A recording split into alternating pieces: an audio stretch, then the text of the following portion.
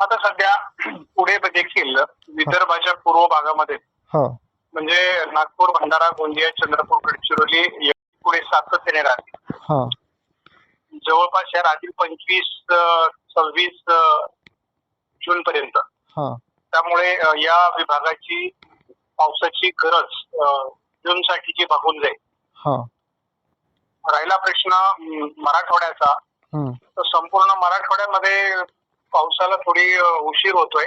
हो 22 तारखेनंतर मराठवाड्यात पावसाच्या हजेरी लागेल हा आणि जो पण पाऊस होईल त्या कालावधीमध्ये हम्म तो जोरदार असणार आहे.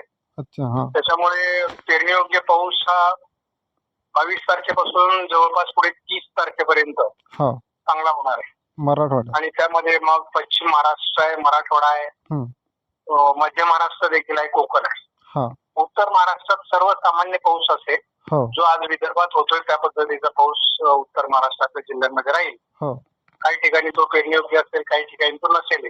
बरं तर साधारण हा अंदाज असा आहे की हम्म मान्सून सक्रिय होण्याकरता आपल्याला 22 तारीख उजाडेल. हम्म 25-26 तारखेला मान्सून महाराष्ट्रातून पुढे निघून जाईल. हम्म आणि जसंही मान्सून पुढे निघून जातो, कारण हे मान्सून महाराष्ट्रात आहे म्हणजे मान्सून ट्रप महाराष्ट्रात आहे हा आणि त्यामुळे महाराष्ट्रात ठिकठिकाणी पाऊस पडतो.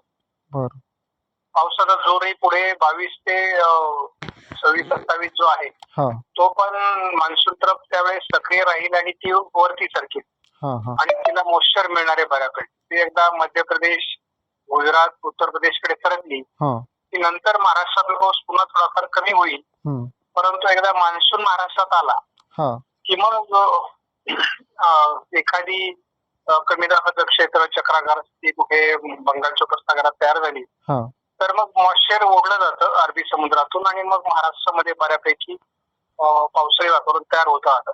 हा हा म्हणजे शेतकऱ्यांना पेरणी योग्य पाऊस 30 तारखेपर्यंत होऊन जाईल. हा बऱ्याच ठिकाणी पेरण्या होतील. हो काही पेरण्या 15 जुलै पर्यंत होतील अच्छा आणि नंतर मग जे काही थोडेफार पाऊस येतील हा त्याच्यामुळे आणि पडलेल्या पावसातून सुद्धा काही ठिकाणी ओढे नदी नाले वाहिले हा तर विहिरींना पाणी वाढेल. हम्म मग पर्यायी त्याच्यातून सिंचनाची सोय होईल. हा तर मग शेतकऱ्यांना पेरलेलं पीक वाचवण्यासाठी थोडे काही ठिकाणी त्यांच्याकडे विहीर बागायत आहेत. हा हा अशा लोकांना मदत होईल त्याची. बरोबर.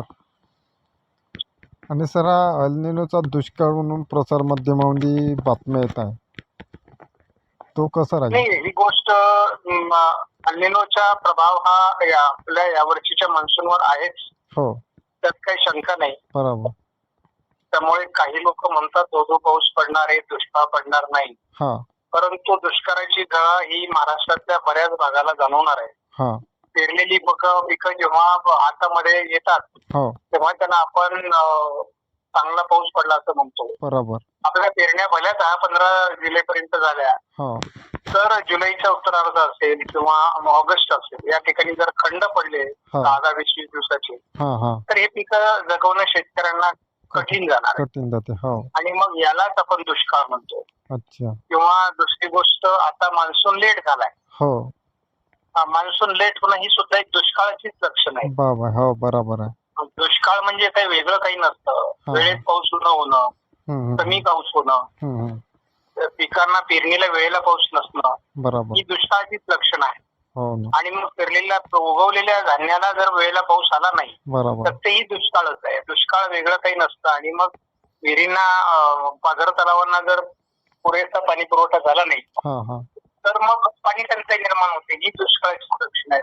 बरोबर. त्यामुळे दुष्काळ हे काही वेगळं काही नाहीये. हा हा परंतु दुष्काळी परिस्थिती म्हणजे यावर्षी सरासरीच्या तुलनेत कमी पाऊस हो हो वेळेला नसतो, बरोबर. मोठी थंड असतो, अशा प्रकारचा दुष्काळ आपल्याला जाणवणार आहे. बरोबर.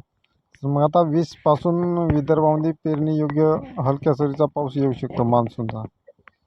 नाही, मध्यम ते जोरदार पाऊस 20 पासून?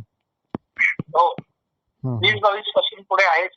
आठवडाभर चांगला पाऊस. म्हणजे भाग बदलत होईल पण 20 जूनच्या पलीकडे चांगला पेरणी योग्य पावसाचे वातावरण तयार होईल.